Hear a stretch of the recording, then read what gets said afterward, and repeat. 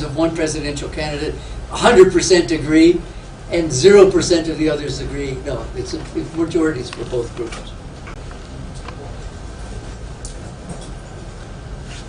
And then we also asked this general question, not how much confidence do you have in IEBC, which is also important, but the question, do you think someone, sorry,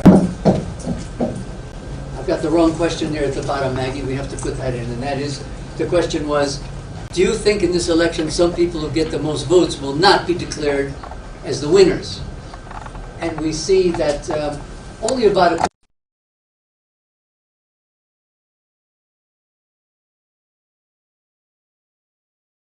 fewer than half think that it's not likely. And we don't see much difference, again, between supporters of the two.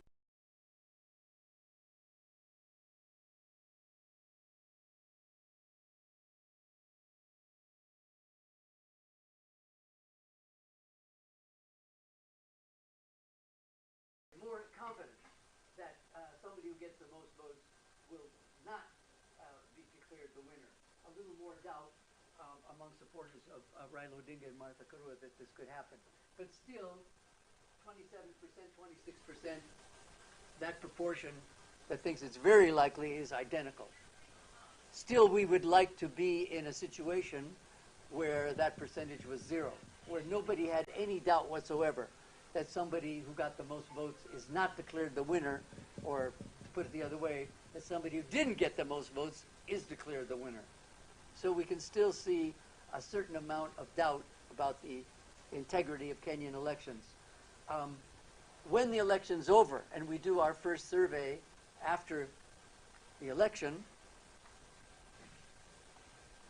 it will be important to ask, are you aware of anyone who was declared the winner who didn't get the most votes? So that will be the real test. I don't know why we've gone off here from the display. I didn't touch anything. Is there a loose?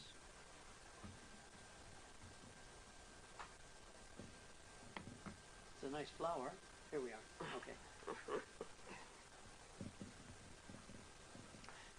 Then, as Maggie said, we next turn to voter participation, voter registration, and reasons for those who are not registered. And then, though everyone who said they were registered, we asked them if they could name their polling station. And then, again, those are registered as of the time of the survey, which was just last week. How certain are they that they will vote?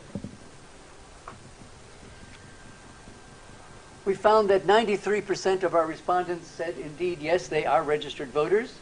No real difference between men and women. And even in age groups, not much difference, except for the youngest age cohort of just 18 to 24, where not even 3/4 said they were registered. The next cohort, 94, but for older people like me, nearly 100% said they were registered. Again, across the 9 zones that we use in the country, not much of a variation. Really only South Rift drops below 80%. And as you'll see in the demographic slide, that South Rift zone includes just 2 counties, Kajiado and Narok. Why there should be fewer people in those 2 counties that are registered on average than the other 8 in the other 8 zones, I cannot tell you. Maybe we could go back to the IEBC registration figures and look at the last census and see if these figures actually match. Of all those who claim to be registered, we asked them if they could name their polling station. Almost everybody could, and really no difference in that ability to name the polling station either by gender or age. And we might say that the fact that some of these people, a few, could not name their polling station does not necessarily mean that they were lying to us when they said they were registered. Maybe they forgot. Maybe they moved their place of registration to a new polling center and they couldn't remember it. Maybe even some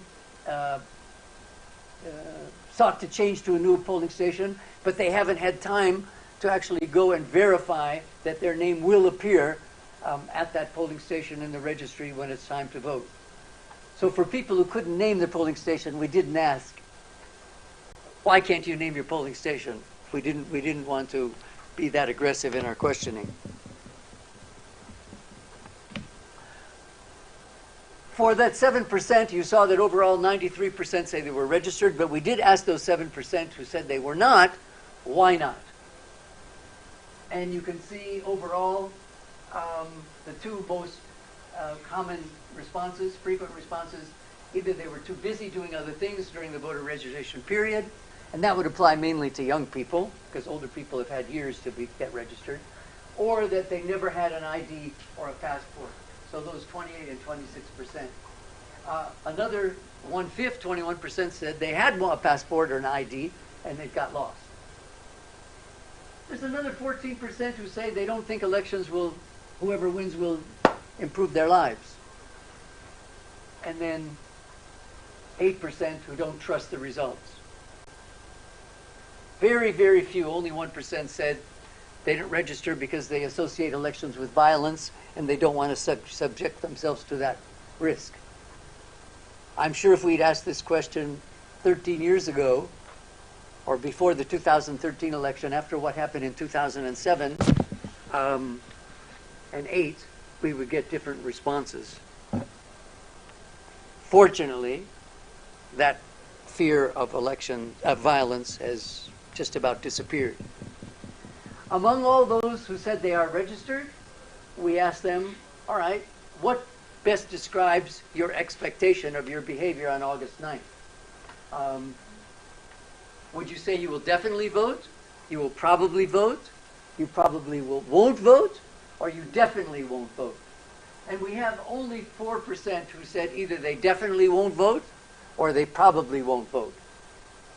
So that gives an indication that there's a very high level of interest in this election among Kenyans. The total, 77% who said definitely. When we correlated that response with those who say they intend to vote for either Odinga and Karua or Ruto and Gachagua, we see a slight difference of 7% more of the Odinga Karua supporters who are saying they will definitely vote, as opposed to just 77% of those who said they're going to vote for Ruto and Gachagua. So that, in terms of voter turnout, you would think might give the Raila Odinga ticket a little bit of an advantage. But we know from other research that's been done on voting behavior in Kenya and in other African countries that whereas these figures come from an individual interview, it's not a focus group. You're sitting, in this case, at a household survey, looking at the person you're interviewing, just the two of you. But as I said, we know from research on voting behavior in Kenya and elsewhere, in contrast to European countries, US, where life is more individualized, the act of voting in Africa and in Kenya in particular is much more of a social or communal event. People are subjected to pressures, encouragement, and so on, as to what they actually do on election day. Those of you who've covered elections before will have heard the stories that from very early in the morning, in particular areas of the country, not everywhere, party agents, candidates agents, and not just for president, but even down to MCAs, are going house by house to make sure that people are going out to vote. And there can be pressure from community leaders, people within the family, the clan, and so on. I remember on election day in 2013, I was driving around Limuru, and by midday, when I met a group of people on the side of the road, I asked them, have you people voted? And they were all happy to show me the ink on their thumb. And I said, is there anybody who hasn't voted around here? This was only 1 o'clock in the afternoon. And they pointed at a row of shops and kiosks further up the road. And they said, huwezi kununua mkate, majani, hata maziwa, kama huna wino kwa kidole. So the shopkeepers had imposed a boycott or an embargo refusing to sell anything in their shops to people who hadn't voted. So determined were they in Limuru to elect Uhuru Kenyatta and William Ruto. I didn't ask whether these people had gone out to vote in the morning on their own or whether they had been encouraged to do so by people coming to the house. The point is just that these kinds of figures that you get when you interview people individually may not tell the whole story about voter turnout. So simply because in our research we see more of our respondents who say they're going to vote for Odinga and Karua say they will definitely vote, that doesn't mean that when we get the turnout figures after Election Day, that those will necessarily be reflected. Mobilizing voters in your strongholds in the remaining days of the campaign and on August 9th, I would say personally, that will determine who the winner is. There were only 4%, as I said, who said either they definitely won't vote, 2%, or probably wouldn't vote. And although very few in our base, as you can see, just 60, we thought, let's ask the reasons why. And you can see that overall the main reason is they would be far away from their polling station. And remember, some people, especially who live in big cities and towns, like voting at home in their rural area because they know when they finish their work in town, they'll go and retire at home. But with the cost of living having increased month by month, I'm sure the issue of transport is not easy. Those people who said they're going to be far from their polling station, we didn't ask them, does that mean now you're near your polling station and you're going to be away then? Or you're living far away from where you're registered and you won't be able to get there? And you can see that's a much bigger issue for women than men, more than double. 39% of women gave that as their reason, only 16% of men. On the other hand, an insufficient confidence that the election will make a difference in life is more than twice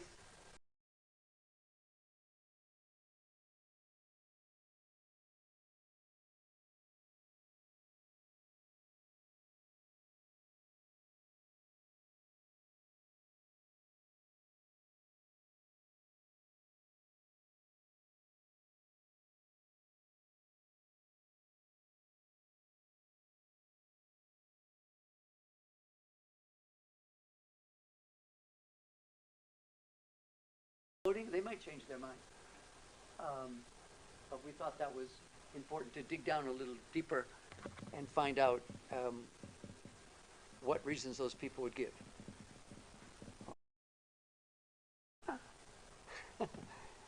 Whoops. I don't know what's the problem here.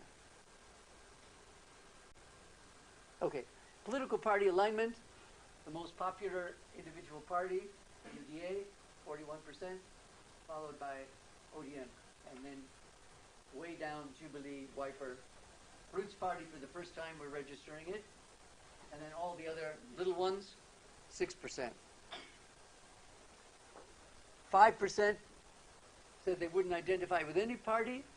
Another 3% said they might identify, but as for now, hawajaamua.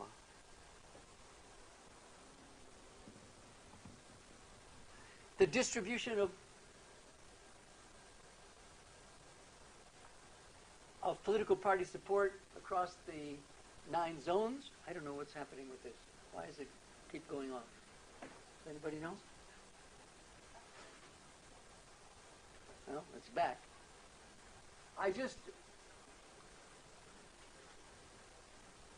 Sorry about that.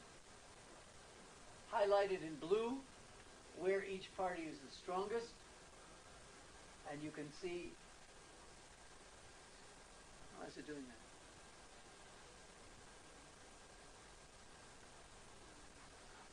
This is not a loose connection, is it?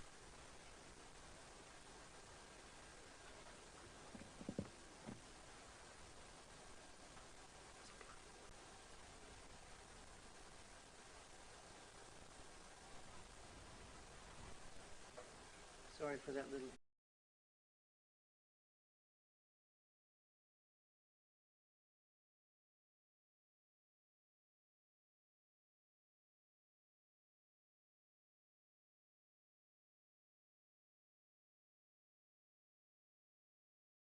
substantial support in all the other regions really, except Nyanza. But even in Nyanza, 12% of our respondents say that that's the party they most closely identify with. ODM's support is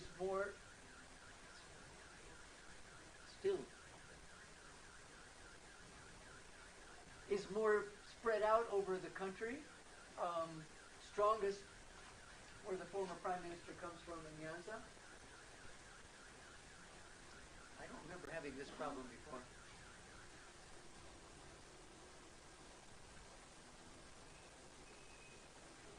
Jubilee.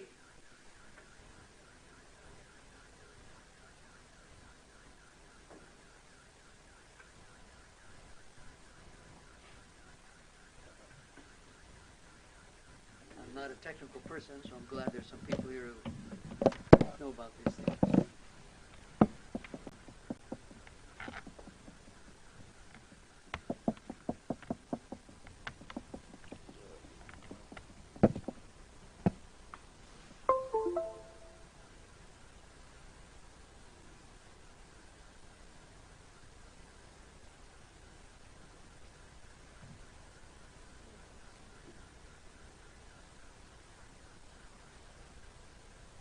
Hopefully this will be more stable if we can make this full screen.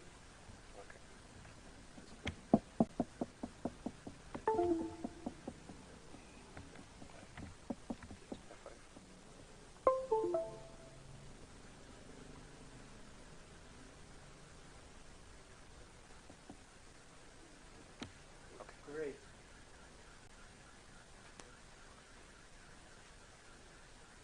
As I was saying, Jubilee most popular on the mountain, but even there, only 15% of mountain residents pick Jubilee as the party they identify with most, and Wiper most popular in Lower Eastern.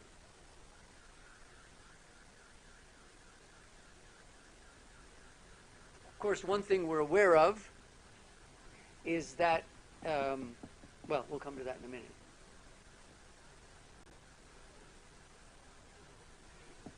I would just remind you that you don't need to look at the distribution of registered voters from IBC to know that these different zones vary quite significantly in terms of how many registered voters there are, with the Mount Kenyan zone being the largest in terms of registered voters. So it's not how many areas your party is the most popular in only, but how many people are there. We also look at the parties that people identify with in terms of the choice between the two main candidates.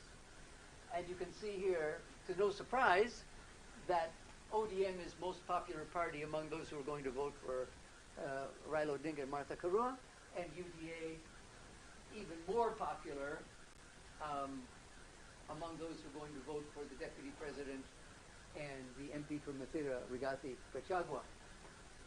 But that difference of 69% and 90% is not surprising, keeping in mind that whereas Azimio, as a coalition, has, I believe, 26 political parties, and Kenya Kwanza Alliance has only 11. So we can say the family of those who are intending to vote for Raila it's a larger family. It's got more members. Until a later stage in the campaign, the Deputy President was saying, if you're going to support me, you have to be in UDA.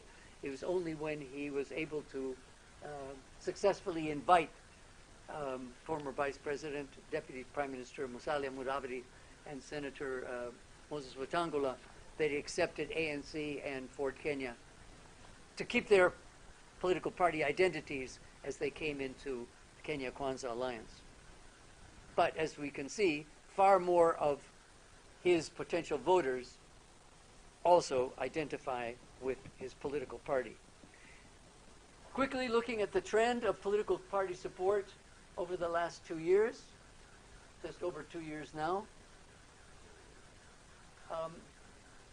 UDA, ever since it emerged at the end of 2020, by early 2022, earlier this year, became the most popular party. Only in April, where those who were undecided or didn't identify with any had a higher figure. But as we approach the election, you can see those who are undecided or identify with none dropping significantly from 26 to just 9%. And as these people decide, they are basically choosing either one or other of the main political parties, which is why both their numbers are going up. You're much more likely to decide what to eat in a restaurant once you're given the menu.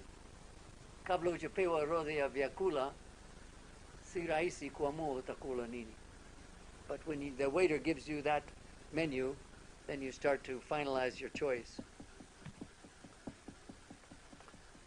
Again, to summarize, within the Azimio La Umoja coalition, which is 47% of Kenyans identify with that, slightly fewer identify with Kenya Kwanza, 42%, and we see almost equal numbers of ODM supporters and UDA supporters who identify with their coalition.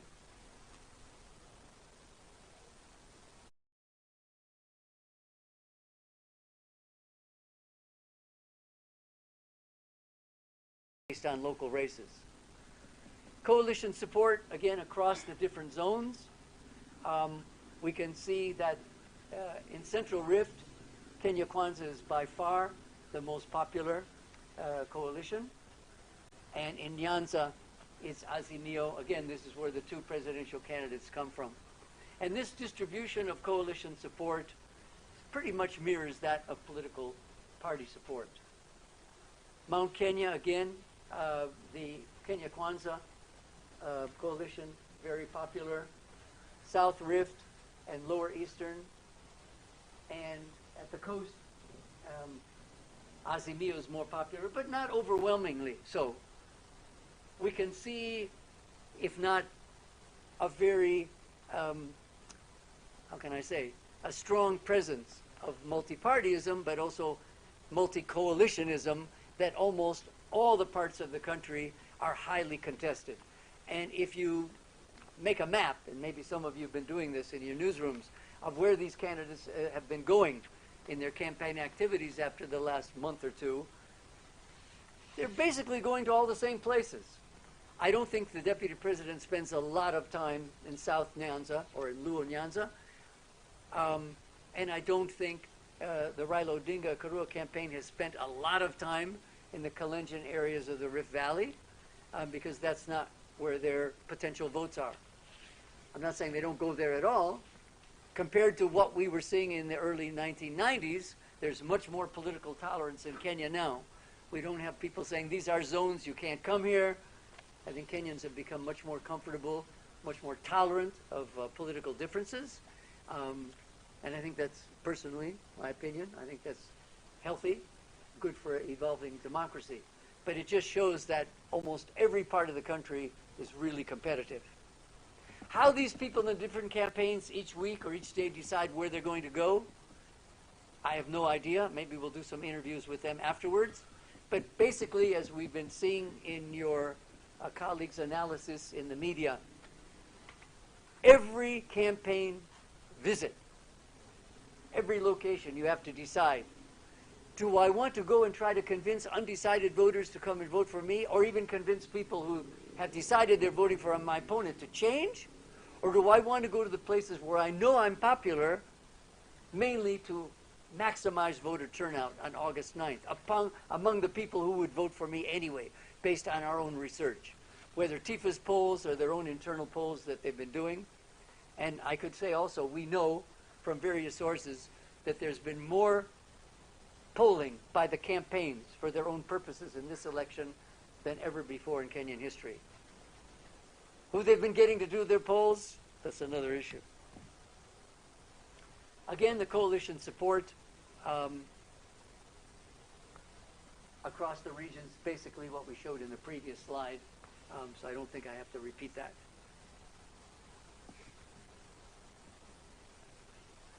We also asked this question whether people think that there's any political party in the country that exists and works for the interests of people like them. And you can see overall only 2/3 of Kenyans are convinced of that. Slightly higher among those who identify with either of the main political parties and the main coalitions. The main political parties, including others. Not surprising, only 1/3 of people who don't identify with any party think that there is a party that works for the interests of people like them. If they did, they probably would identify with one. So that's a little bit worrying given the fact that there are, I think, 85 parties registered at the office of the Registrar of Political Parties. And I might say happily, I'm proud to say that it's run by one of my former students at the University of Nairobi, Ann Ndirisho, who studied comparative politics when I was teaching there. We would like to see that number higher. Why is it that more Kenyans don't think that there's any party that works for the interests or exists for the interests of people like them? That's a qualitative question. You people can investigate it. Okay, now let's come to the presidential contest. We are now, what, 17 days away? 16? How many days? 10, sure. It's only 10. Because we're almost, July's only 1 day, 2 days left. And then only 8 days until the day, Judgment Day in August. So our results produce these, our research produced these results, where the former Prime Minister has a lead which is really within our margin of error of plus or minus 2, 2.2, 2.1. We measured a little bit. What I think is most significant is that compared to our poll a month ago, the third most popular candidate, George Wajakoya, has dropped by about half. He was 4% in our last survey. Now he's just below 2%. And the fourth candidate just getting enough mentions to register 1/10 of 1%. I saw he was campaigning around the mountain yesterday, wasn't he? Was it Laikipia? Can't remember where he was. Where was he yesterday? Anybody remember? Anyway, the issue here is how many votes, what proportion of the vote do these two other candidates have to get in order to prevent either of the two main candidates for winning on August the 9th. As of now, the two of them together, 1.9% is just enough to present either when they themselves are shingo kwa shingo, neck and neck. But we know that this percent of undecided and no response, nearly 7%, 7.1, there's no place on the ballot to mention, to mark undecided. If you don't vote for the presidential candidate, that vote is taken away from the hesabu. So you can see, you can guess, you can do with your own calculator, if you take away 7%, it pushes both of them much closer to that 50% mark. But as long as the two other candidates are getting 2% or more, if they're very close, we're going to have a runoff. Are we predicting that? No. We can't tell. Even if we were giving you these figures on August the 8th and violating the law, so we wouldn't do that, we couldn't be sure, because so much would depend on voter turnout in a close election. The distribution of presidential support across the country, again, we highlighted in blue, where each of the two main candidates are most popular. And again, as with political parties and coalitions, you can see there's much more geographic concentration of support for the DP and his running mate in Central Rift and on the mountain, highly populated areas,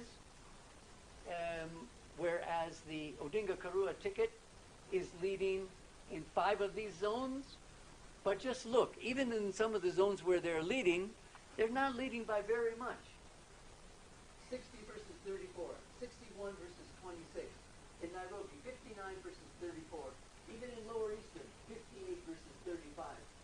Coast, 57-37. And that, again, goes back to the point I made a minute ago. This helps to explain why their campaign footprints are crisscrossing each other most every day, or at least in the course of a week. Because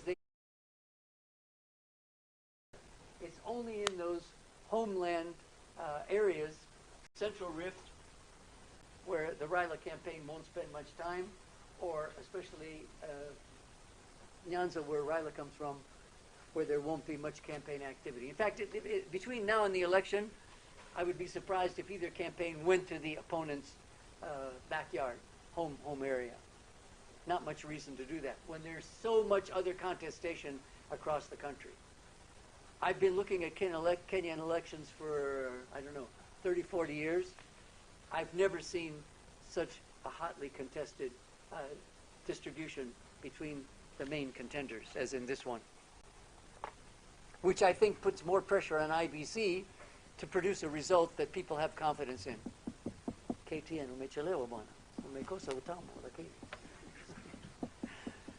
Better late than never. Now we wanted to get inside the numbers a little bit in terms of some key demographics. And what do we see? We see that surprisingly perhaps, the Odinga Karua ticket suffers from more of a gender gap than does the all-male ticket of Ruto and Gachagua, where 9% more men say they're going to vote for Raila, whereas 3% more women than men say they're going to vote for Ruto. When Martha Karua was originally, the day when she was announced, was it 16th of May or 17th? As the running mate, we saw a lot of celebration by women's groups and so on and so forth, saying this will encourage women both to vote and to vote for a ticket that has a deputy president. But we're not seeing that in the data.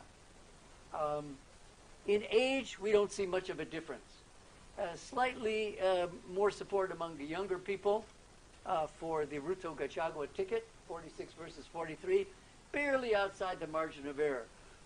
Where we do see a big difference, although the number is very small, is 3 times as more young people saying they're going to vote for Wajakoya and his running mate Jacinto Amai, but with his 1.8%, that's not many votes.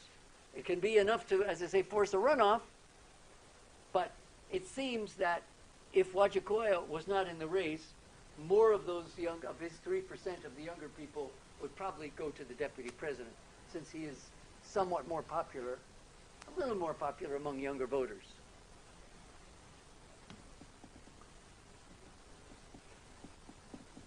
So I think that covers it in terms of gender and age.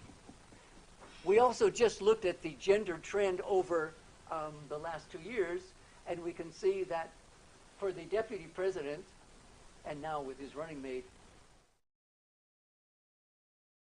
genders has been pretty even. Crisscrossed a little bit. More men said they were voting for him than women. Now it's the other way around, by 3%, as I said. But no statistical gender gap there. He's equally popular among men and women. Whereas for the former prime minister, he has suffered from a gender gap right from the beginning of our series of surveys going back now 25 months. And even after, as I said, the selection of a woman as his running mate, and that survey was done just the day after that announcement, we haven't seen that gender gap closing. That doesn't mean that the presence of a woman on the ticket can't encourage more women to vote on election day or even attend rallies now, but that doesn't necessarily mean that they would vote for Odinga and Karua. And yet you see overall, as we saw with the trend, that especially since a year ago in June, when Raila was at his low point, his numbers from both genders have been going up.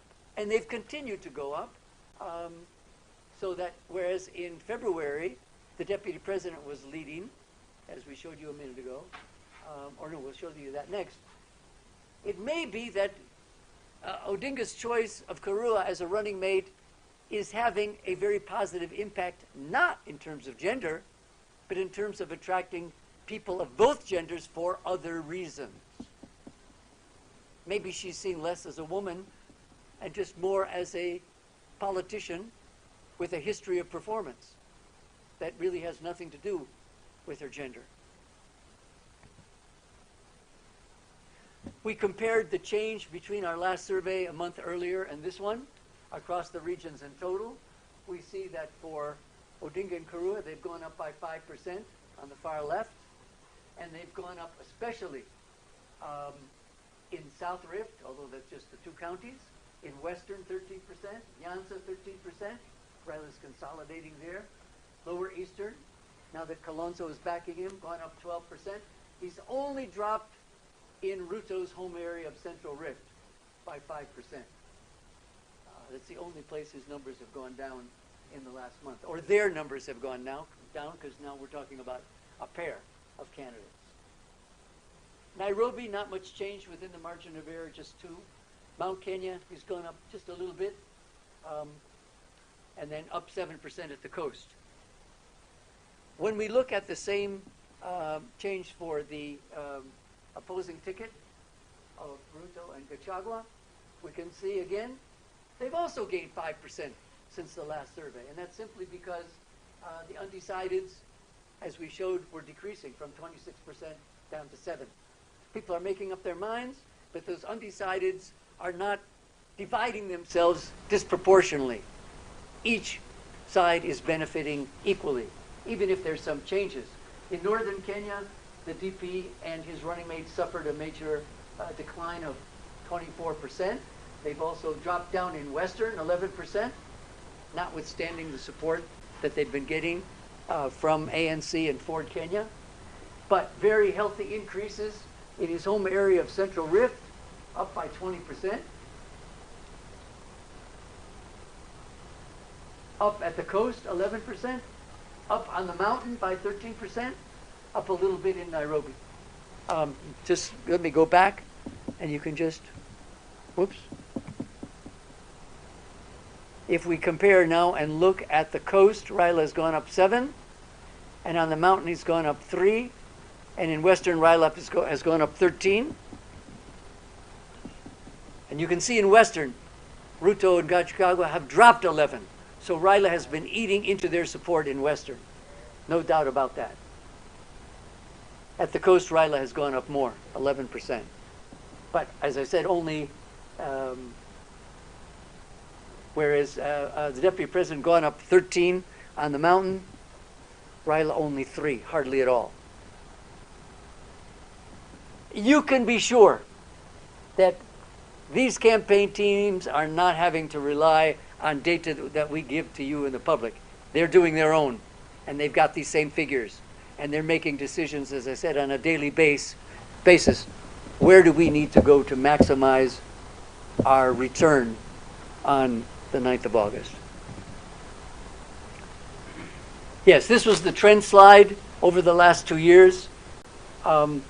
And we can see, as I said, since April, when the DP still had a lead of 7%, it was really just after the choice of the running mates that Raila overtook him, Raila with Martha Karua, and has maintained that very narrow lead since, as both of their numbers, as we showed, have gone up, as the undecideds, the purple has gone down to 5, and people who no response wouldn't answer the question also gone down.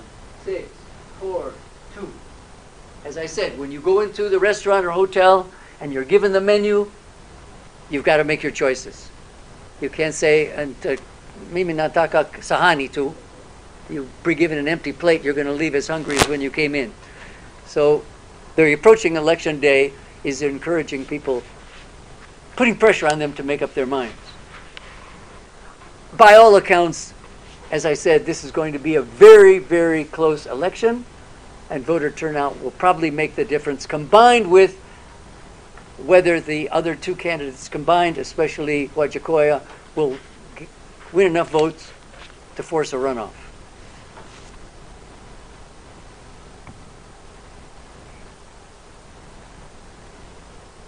We then ask people, what's the main reason that you are voting for either Raila or Ruto? We left the other candidates off because their numbers are too small. And you can see, starting with the green for the deputy president, overwhelmingly, his supporters mentioned something about the economic promises of his manifesto.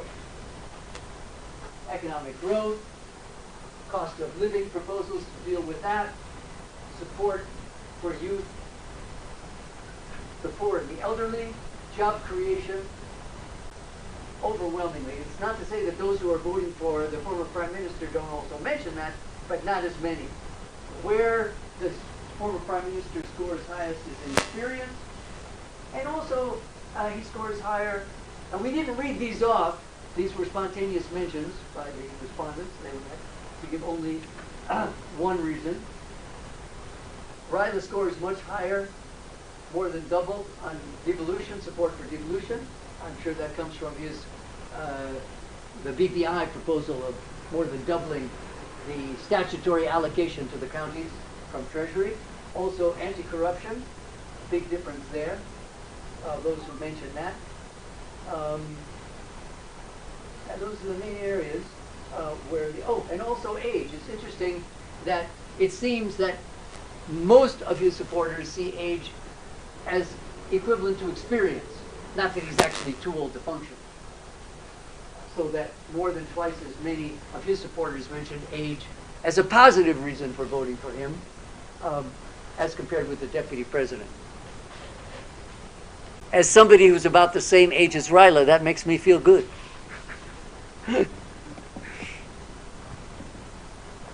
And then finally, the last section, people were asked to identify what they think are the most positive and negative things about the president's legacy. And we can see under the positive mentions, among all of our respondents, as well as those who are supporting either of the two main presidential candidates, infrastructure is mentioned most, but improving security also gets very high mention. I think they were allowed to give 2 responses, was that correct? That's why these are totaling more than 100? Pardon? I see. The lists were read out. Okay. And asked if they scored them positively.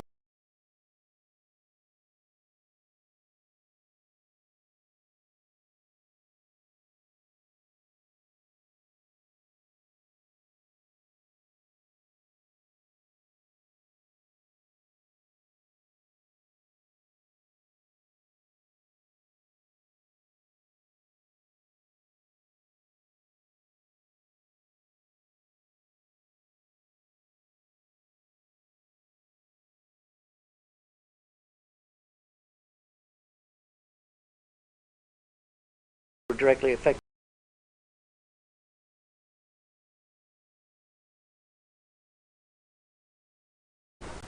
Right at the top. And not much difference between supporters of Raila Odinga and William Ruto, for that matter. 40 versus 47%. Public debt, second most frequent. Again, it's not something that Kenyans are aware of day to day. I guess you have to be an economist or a business person or a banker to realize how serious that is. 12% of Kenyans couldn't think of anything negative about him. Interestingly, 3 times as many of the deputy president's supporters than the former prime minister identified the betrayal of the DP as a negative aspect of his legacy, even if the numbers are not very high, only 8% overall. And a few other mentions, negative at the bottom, destruction of Jubilee, extrajudicial killings, and so on. Of course, historians will have their own analysis, interpretations of what his legacy is. But for any leader who has made a mark in history, there are going to be positives and negatives.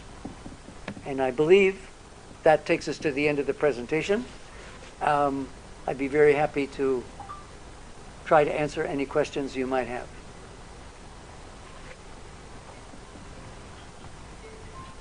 Oh, just quickly on the methodology, as Maggie said, face-to-face interviews, where they were conducted, the dates, the respondents, that margin of error I said about plus or minus 2.2. Now, it's interesting that this act on the publication of electoral polls within the 12 months before an election, among the demographics, the act only mentions one that has to be included in the release, and that's education. I don't know why. They don't require you to release the age distribution, employment status, income. You have to ask people who are in.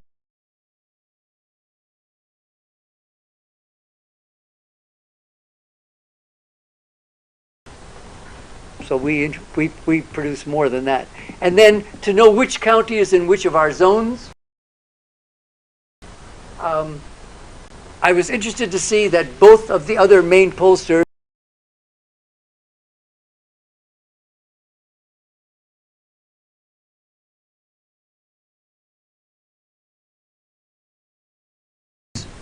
or survey companies, that's Radio Africa for the Star and InfoTrack, have. We were the first ones to move away from the old 8 provinces over a year ago to use these, which we thought were more reflective of political concentration, political identity, and alignment in the country. But I noticed that InfoTrack, for their South Rift region, they also include Bomet and Kericho. And I discuss this in my elephant article, all about zones and to what extent zones reveal the concentrations of particular ethnic groups. So read my elephant article, download it for free on the internet. And now questions. Just if you have one, please say your name and what media house you represent. Or if you're a spy, you can say who sent you to spy. Yes, please. Name and where you come from.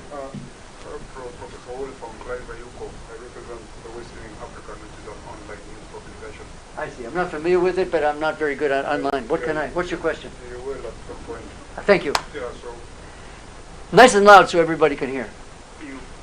In your presentation, you spoke about so many opinion polls in this particular campaign that in any other previous campaign. Is it a case of he who pays the price of plays the tune? I wish it were. I wish we would get more people paying us to do more polls. We'd be releasing more than just once a month. But calling the tune, I don't know what you mean by that. I don't think any serious company would produce fake results just because of who is paying them. They would kill the company. I mean, elections are only once in 5 years. Ask Maggie Herrera's accountant. 90% of the income since she started her company has not come from political polls. No company that is not drinking chang'an is going to play around with figures for a few surveys to get a bit of money, and then you're not going to get any other work, so nobody would do that.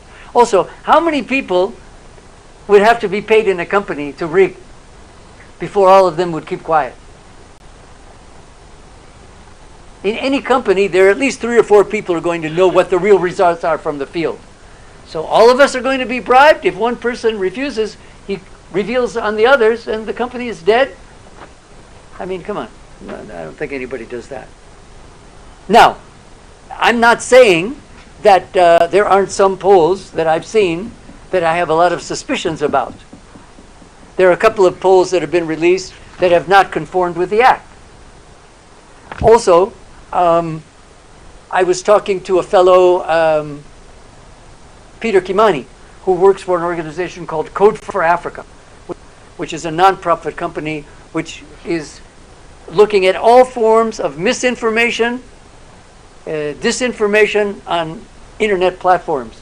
And he gave a presentation last week, and he said every week they are finding about a half a dozen fake surveys that have been posted online. Now, their definition of fake is not rigging the numbers. It's taking some funny numbers, halafu kubandika on a TIFA or other reputable company logo. And I think just the other day, Maggie had to put out a statement when she saw somebody sent her, or maybe she found it herself, that somebody had used these TIFA slides and put some figures that had nothing to do with us. Was that last week, Maggie? Every week. Every week, yeah. As I say, Bwana Kimani, he said they're finding 6 or 7. And what they do is when they see a poll, supposedly from a company online, they call the company and ask, is this really your data? They found 6 or 7 per week over the last month or two, which are fake. But that's different from what you're saying, where you get a legitimate company like us that says, oh, our survey says so-and-so has 30%, let's make it 60%. Doesn't happen. Does that mean that every company is as careful in their methodology as the others? That I can't comment.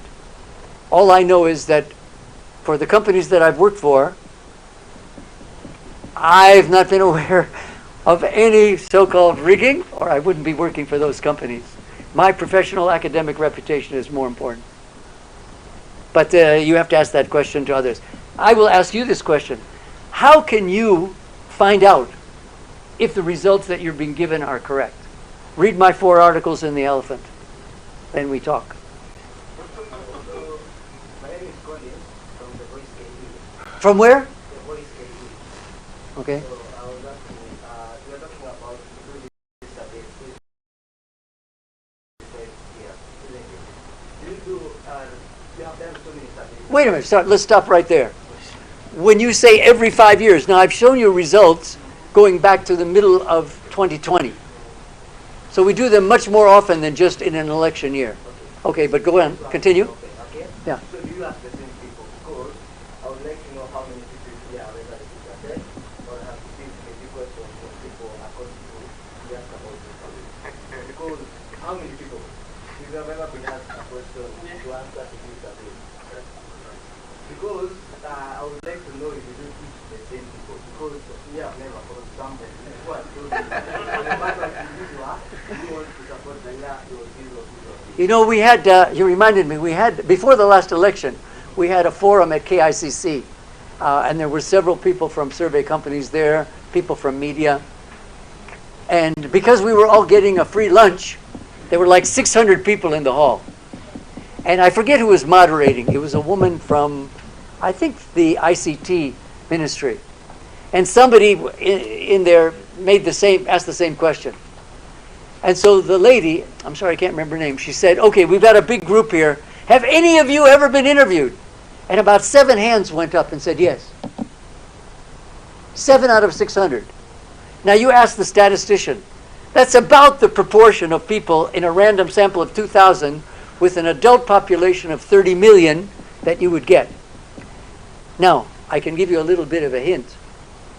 I told you from this survey, we have quite a bit of material that we're not releasing today. We'll release some next week. You should be working for me. We asked in this question, in that survey, have you or any family member since the beginning of this year been interviewed by any company, either face-to-face at your house or on phone, about the election? And we got, what, about 8% who said yes. And then we asked for them which company or companies have been interviewed. And we got the names of all of them because we want to find out who is doing secret surveys and not releasing them for these politicians. Lakini ukitaka hiyo data utatoa kitu. Kasi iko tamu sana. So it's true. I mean, in the US, where you get a national poll, Victor can tell you, of 1,500 with more than 300 million Americans, your chances of being interviewed in any particular survey is like 1 out of 10,000 or 1 out of 50,000. Very, very few. But you've raised an important point about who gets selected. Maggie said that until this one, because of COVID for the last 2 years, we've only been doing mobile phone surveys. How did we get those phone numbers? We didn't collect from our friends or from Marange's friends or Maggie's friends. No. TIFA was doing household surveys before, whether on education, agriculture, health, business, whatever. And at the end of those interviews in households, they would ask, "Kwa unyenyekevu, do you or somebody in the house here have a phone?" And 80 to 90% of Kenyans now do. And then we ask them, "Would you agree to give us your phone number in case in future we might be doing a quick poll where we don't have the time or the finances to send our vijana, our interviewers, mashinani, and we can give you a call?" Almost 100% of Kenyans give us their phone numbers. Kenyans love to be interviewed. One of the main reasons that the pollsters in the US were wrong about the 2016 election was that too many of Trump's people refused to be interviewed. Because Trump said pollsters are bandias, they're all criminals. But Kenyans really like to be interviewed. So when we're doing those surveys, mobile phone, they are people who've been interviewed before. But the procedure is, and correct me,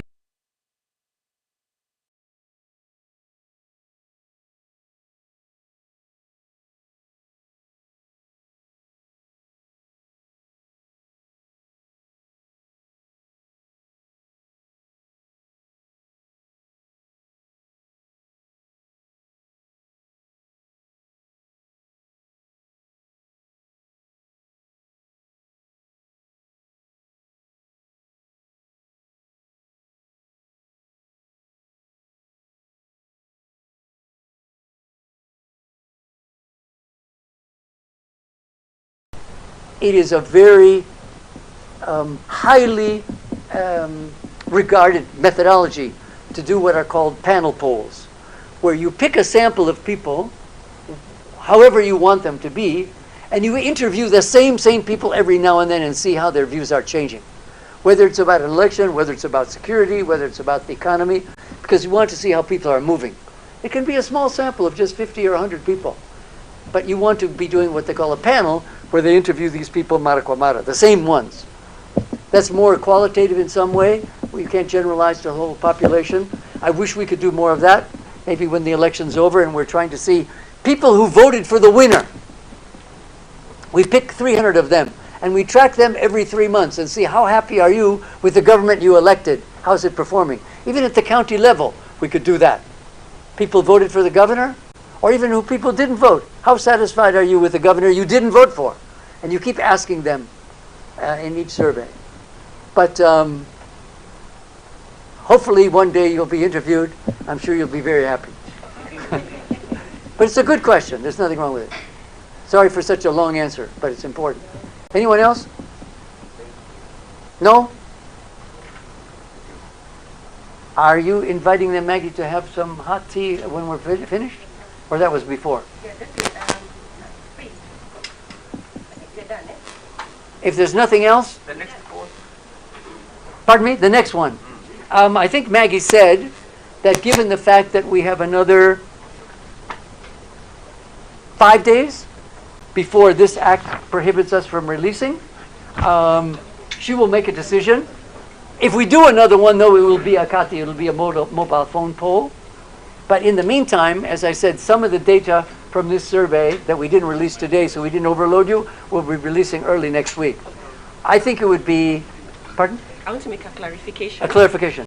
Okay, so I don't know if she's made the, she said she had made the decision up until August the 4th, but she'll make that decision in the next couple of days. Yes, what's the clarification? I just saw somebody who tweeted, one of the journalists, I'm sure you saw the tweet, somebody questioned how TIFA is able to collect data in 1 day. Did you see one of those tweets? Somewhere on social media, let's not say who it was. So, like you did for the running mate survey? Yeah. So if you have a questionnaire that has 5 questions or less than 10, it means that an interview takes about 10 to 15 minutes. Maximum. If you have 100 callers making calls, it is very possible to do a sample size of 2,000 within a day. When the questionnaire is long, like you've seen today, like this one, of course, the interview takes a longer time, and therefore we cannot move as fast. So if you're going to do one more poll, the questionnaire will be very short, and we'll see how we can do a turnaround that is very short. So if you're in doubt on how we turned it around, call us and ask. Don't post something on social media and ask questions. And one example of that, the survey that we did immediately after the announcement of both running mates, if I am correct, Maggie, there was 1,719 interviews completed in one day. But as Maggie said, the interviews took only 3 or 4 minutes. Are you aware of who the running mates are and who you're going to vote for? That was basically it. Okay, so we've come to the end, and if you go through that door and turn to your right, there's a cup of tea. Okay, sasa Kiswahili.